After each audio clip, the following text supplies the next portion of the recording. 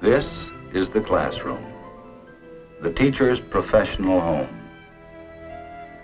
where Louise Roberts has spent half her waking life for the past 5 years, helping children to learn, feeling her worth as a teacher. With deep regret, I hereby submit my resignation as a teacher in the school system for the forthcoming year, for reasons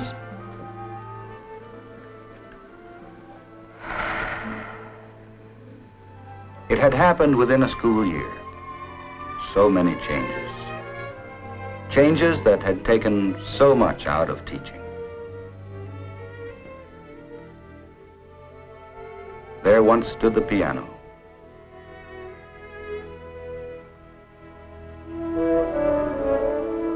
There, once the science corner and library.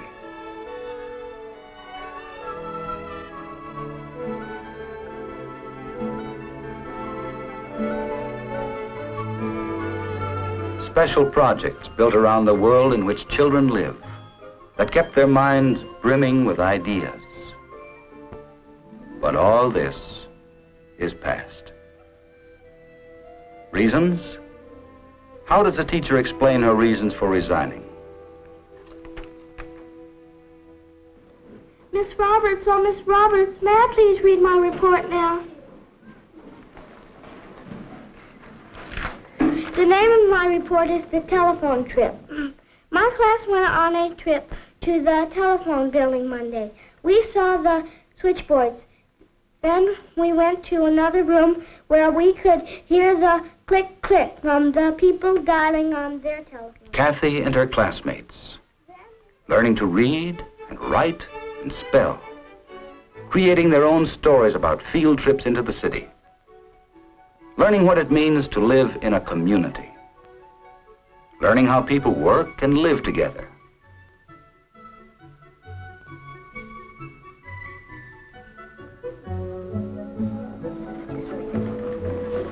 Operator speaking. Number, please. Stimulated, the children carried over into the classroom what they had seen. This is dentist office. I'd like to have an appointment. One group practiced use of the telephone, while a more advanced group conducted a simple experiment in the transmission of sound. Fine. How's your brother? Okay, how's school day? Fine. A third group practiced using the telephone directory. 70630. 70 what? 70630. That's fine. Now, Benji, let's see if you can find your name and we'll write your number down in the class directory.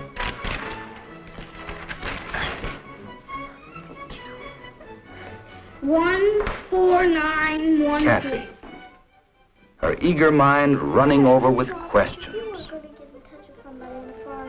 14913. That's fine, Benji. Children, may I have your attention, please?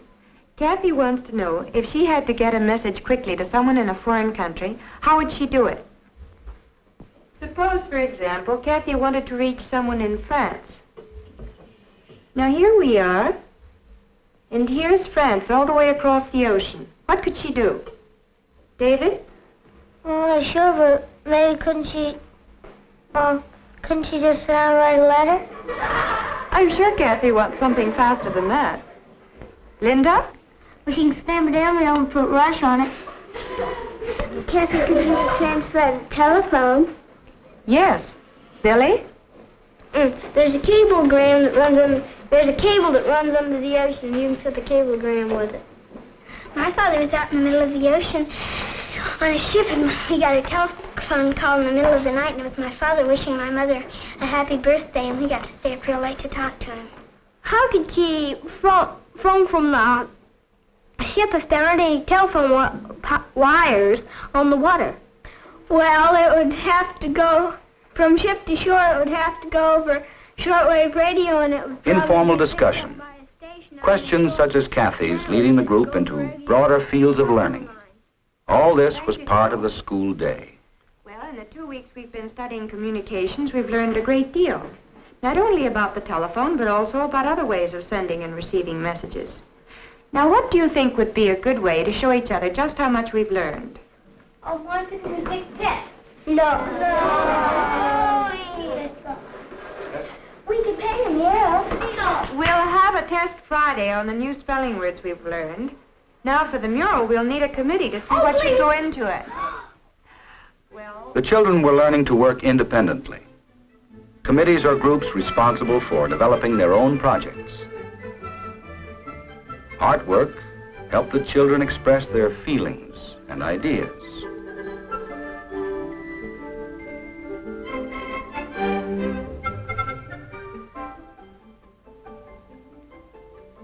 Then, of course, there was time for functional drill in the 3 R's. In small working groups, according to each child's needs. Some doing silent reading. A more advanced group working out a dramatization of a story they had read. Yeah, but the train... You guys have a train on. Well, we do have a train. There's one thing to be sure. We trips are going to be made out of cardboard because we can't get a real one in here. While using special teaching aids, Miss Roberts gave extra attention to those in need of help with their reading. Becky? I am going to look at hats on the 6th floor. That's right. Now, can you tell me 3 things Betty wanted to do? Kathy, would you read it, please? Betty said, I want to see the dollhouse, but I'd also like to ride the hobby horse. That's right. Now, Benji, can you tell us what it was Anne wanted to do when she was in the store? I want to ride the hobby horse, too. 24 children, all different, physically, mentally, emotionally. Children who could not be taught all in the same way.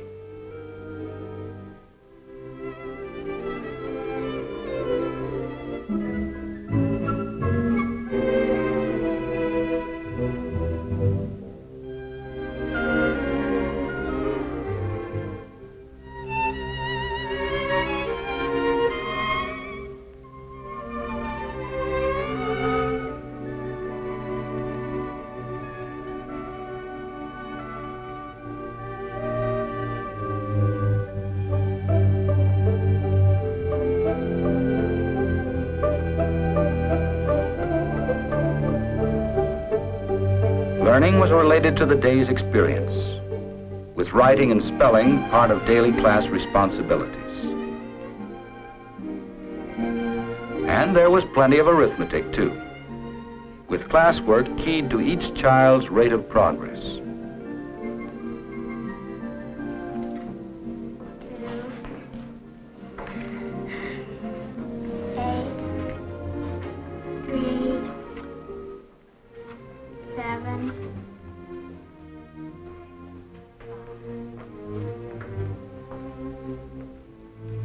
Kathy, you must learn to make straighter lines. A 7 should look like a policeman with his hand held up to stop traffic. Mine looks like a tired old man. Try again. Kathy, enjoying her work and learning, but needing help with her reading. David, anxious to please, needing recognition. Benji, needing to be pulled out of his shell. Joey, more advanced, needing greater challenge to prevent boredom.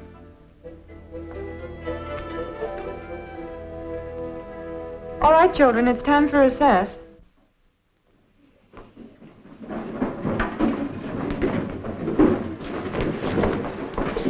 Oh, Kathy, could you stay after school a few minutes today so you can work on your reading? Oh, yes, Miss Roberts, I can stay.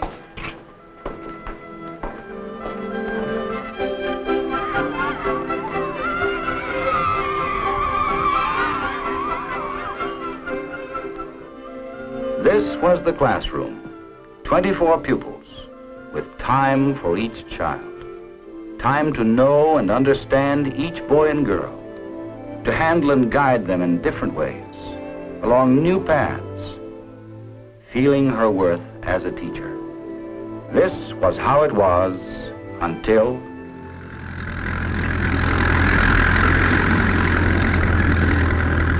construction of a huge industrial plant that triggered the community to new life.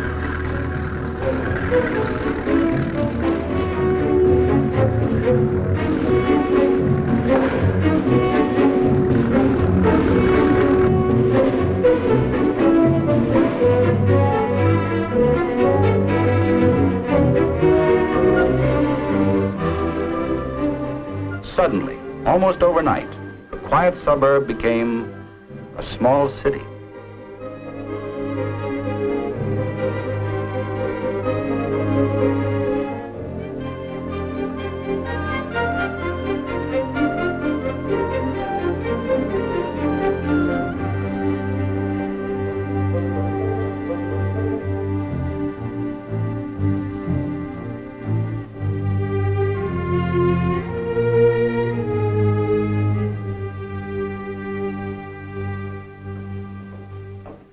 Boys and girls, we have 2 new children for our class. This is Barbara Baker, who comes from Cleveland, and this is John Sykes from Atlanta. Until we get some new desks, we'll have to find a place for you to sit.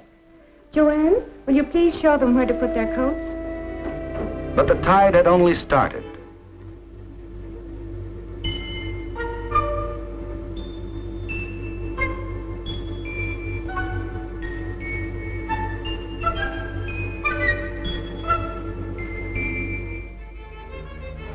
Just as the community changed, so did the classroom.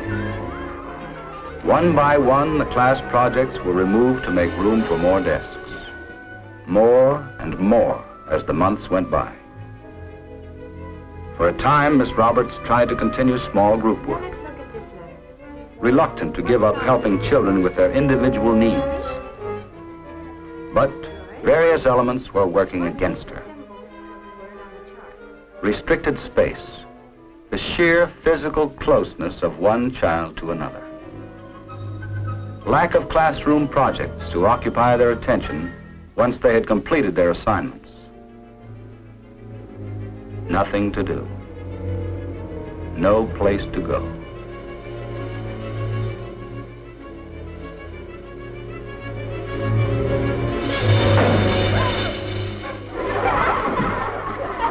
What was the use? Keeping discipline had become one of the biggest chores of the crowded classroom. All right, Jerry, pick yourself up. Those of you who have finished, get out your language books and fill in the blanks on page 72. The rest of you go on working. Linda, will you please pass out paper? And so, to control the crowd, to hold their attention, Miss Roberts was forced to return to whole instruction, teaching the mass instead of the individual. Teaching by rote, with no relation to everyday problems, with neither time nor opportunity to build on children's interests and experiences.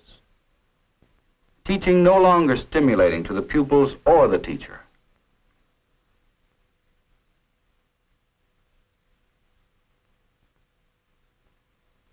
But there were other losses too. Losses in learning time, waiting for help, waiting while others received attention.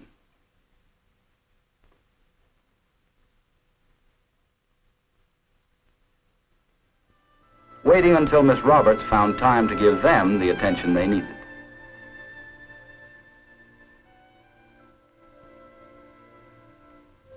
Benji, the quiet child, waiting, moving deeper into his shell. Joey, the gifted child, frustrated, waiting for the school day to end. Kathy, her eagerness being slowly stifled. Children lost in the crowd. At the weekly staff meeting, teachers tried to find solutions for what was happening. We're forced to work with groups that are much too large. The slow learners aren't getting the attention they need, and the bright ones are bored. I've been trying competitive games with my group, but even games can't keep these older boys quiet very long. I had to postpone a parents' conference this afternoon. I simply couldn't work it in. You're right. And it gets worse every day. But for the time being, we've got to live with it, doing the best job we can. Even if it's a bad job? We're all carrying a pretty impossible load, Miss Gibson. I'm probably not doing the best job a principal can, but I'm trying the best I know how. That's what's expected of all of us.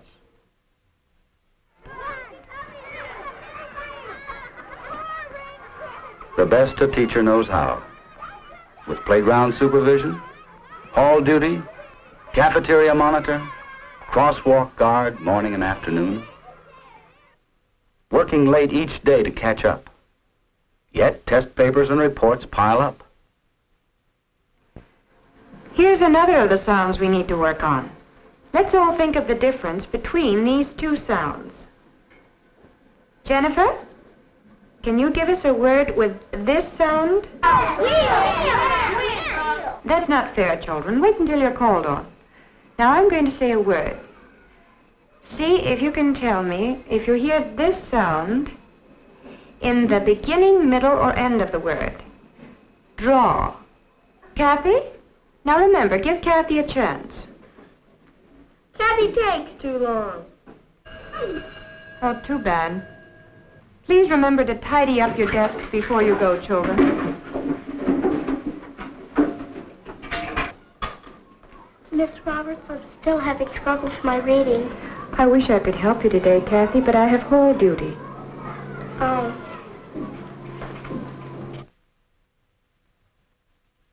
No, better let her go.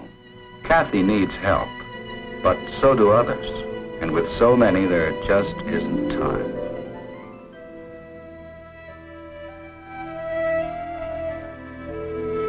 Avoided as she tried, Louise Roberts knew that something had happened to weaken for her the meaning, the worth of teaching. Something had corrupted the value of her chosen career. But was that sufficient reason for resigning? Where did her sense of failure start? Oh, Miss Roberts, I didn't know you were still here. You had a phone call a couple of minutes ago from Mrs. Williams, I think it was. It's all right, Mr. Brady. She says she just got to find you. Kathy's mother. That's where the doubt in her mind had begun. In Kathy Williams' home. That's enough TV, Kathy. Let's work on your reading until Mother gets home. Oh, Aunt Ellen, do I have to? Gracious knows you can do his practice. If your teacher hasn't the time for you, your Aunt Ellen does. Here we are, where we left off. How long are you going to visit us, Aunt Ellen? Don't change the subject, child. Sleeping Beauty's a charming story. Come on now. The first building the prince saw was the stable. When he looked in, he saw all the horses asleep. He went into the Castle. There sat the founding cook. Kathy, you know better than that. Frowning cook, not founding. What does it mean? Oh, well, hello. Hi, Kathy, darling. How are you? Margaret Williams, your daughter's reading is simply deplorable. She barely knows half the words, let alone their meaning. Why, we were reading Sleeping Beauty in the 2nd grade. Oh, dear. You can say, oh, dear, but if Jim were alive, he'd be doing something about it. I keep telling you it's her teacher, that Miss Roberts. But Miss Roberts is a good teacher. Kathy, don't bother your little head about this. It's not your fault. At the rate she's learning, just try getting her into a decent college when she grows up. With their crowded conditions, picking their students. Margaret, if you have any interest in your daughter's education. Of course, like every mother, you want the best for your child. The very best for Kathy. But there are other cares on your mind. Still, at your job in the neighborhood bank, you take time to inquire of other mothers. How else could you explain it? Danny's fallen behind so in his arithmetic. Miss Roberts is his teacher, too. But isn't that the way everything's run these days? Slipshod. As the weeks go by, you realize something is happening to Kathy.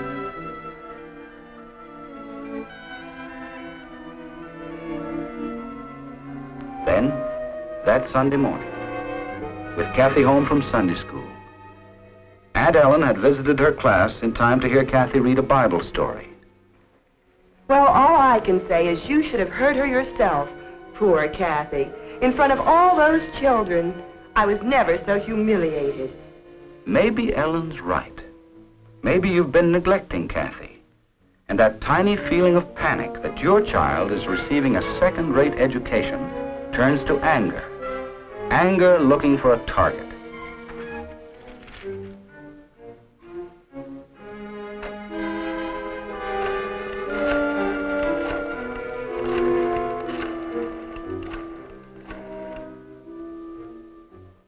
All that Sunday, you try to call Miss Roberts.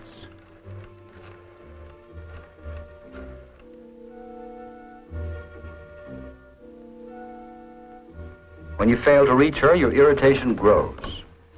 And suddenly, your mind is made up. The next day at work, you get in touch with a member of the school board with whom you are acquainted and arrange to see him at his home. To him, you state your case against Miss Roberts. If it were only Kathy, I'd ask to have her transferred to another teacher, but there are other children. Are you active in the PTA, Mrs. Williams? In any school activity? I imagine our teachers are pretty busy, too. Too busy to give individual attention. This year, you know, your child's school nearly doubled its enrollment. And you know how birth rates all over the country are still going up. I came here, Mr. Chadwick, to talk about getting rid of a teacher who obviously doesn't know her job, and I am speaking not only for myself. Why not take an afternoon off from your job, Mrs. Williams? Go out to the school, talk to the principal. You're right, Mrs. Williams. Miss Roberts isn't doing a good job. You admit it? Miss Roberts would be the first to agree with you. Not that she isn't a good teacher. She's one of our best. But today she isn't being given a chance. A chance? To teach the way she's been trained, the way she wants to teach, the way she can teach. Oh, come now, Mr. Morris. We're all overworked. You haven't been here recently, have you? Why not take a walk through the corridors? Take a look at some of our classrooms before you talk to Miss Roberts. I'll have one of our 7th graders show you around. I think you'll find, Mrs. Williams, that you've acted a bit hastily.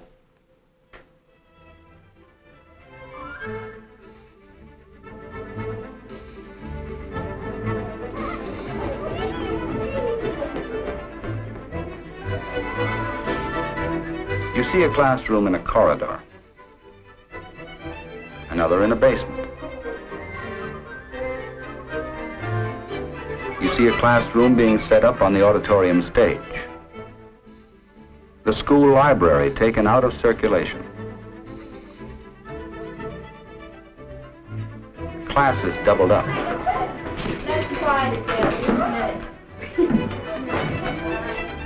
You see a class operating in a nearby Quonset hut. A playground area designed for the safety of less than half this number.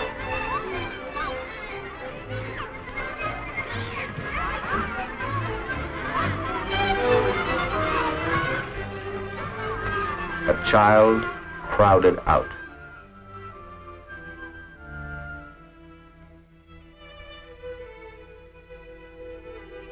By the time you reach Miss Roberts' room, your confidence in your judgment is a bit shaken.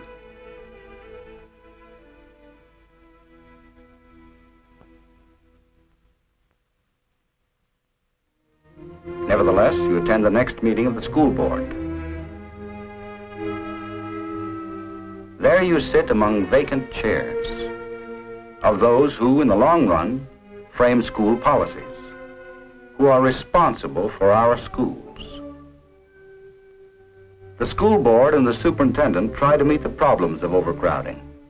As they strive for solutions, you begin to wonder, whose fault is it that Kathy is not getting the best in education? Miss Roberts? Suddenly you feel a desire to help, to try to work out these problems with your neighbors, through your community organizations.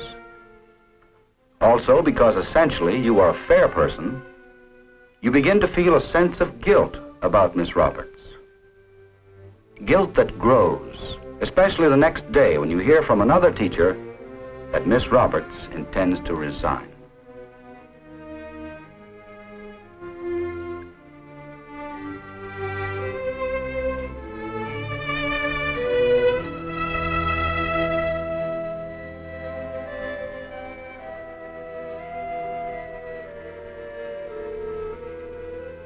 You couldn't blame Kathy's mother.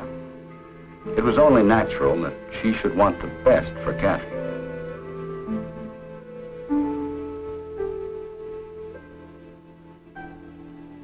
The prince walked from one silent room to another, looking for the sleeping beauty. At last, he discovered her in the tower room. There she lay, as beautiful as she had been on the day she fell asleep.